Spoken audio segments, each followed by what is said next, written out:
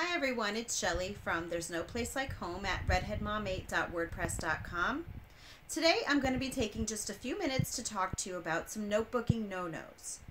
Now when I say notebooking no-nos, I'm not referring to mistakes that children make when it comes to notebooking. I'm talking about mistakes that we the parents often make. One of the first mistakes that parents make when they decide to start notebooking is they tack it on to everything else that they're doing throughout the day.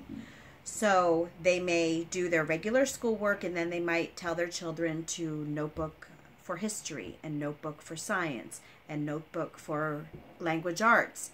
And what happens is notebooking gets old fast. So a few things that you want to remember when it comes to notebooking is notebooking should always be done instead of.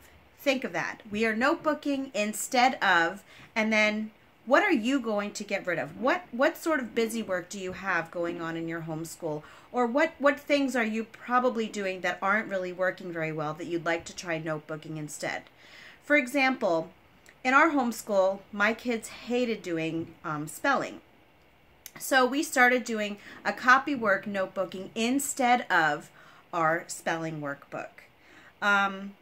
Perhaps you're doing reading comprehension questions after your child reads.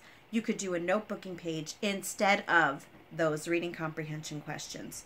So that's something that you really want to think about when you plan out how you're going to use notebooking in your homeschool.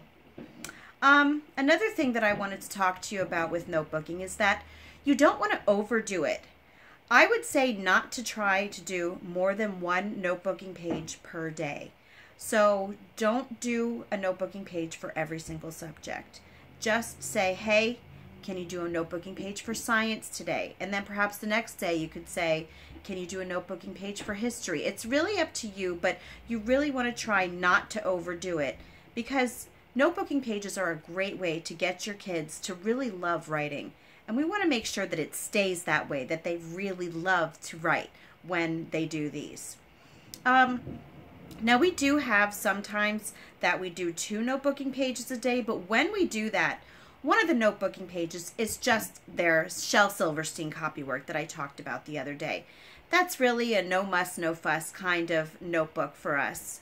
It doesn't really take any output of theirs. It's kind of all input. They're just copying something out of a book exactly as they see it. So when I do assign 2 notebooking pages that day, it really doesn't feel like extra work to them because the copybook is just copying what they see in the book. So those are the tips that I have for notebooking today. I hope that you enjoy it if you decide to do it, and leave a comment if you have any questions. Thank you.